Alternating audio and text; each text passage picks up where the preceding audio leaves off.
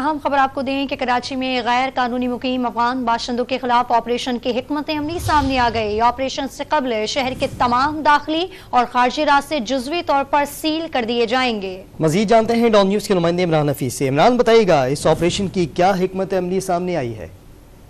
देखिए, जो गैर कानूनी तारीखे वतन इनको जो मुल्क करने के जो हवाले से जो हिकमत अमली है, सामने ऑपरेशन जो है वो उससे पहले जो है वो तमाम दाखिली और खारजी रास्ते की जो है जुज़वी तौर पर जो है वो नाकाबंदी और सील किया जाएगा। जहाँ पर कानून नाफिज करने वाले दस्ते जो है वो वहाँ पर तैनात किए जाएंगे।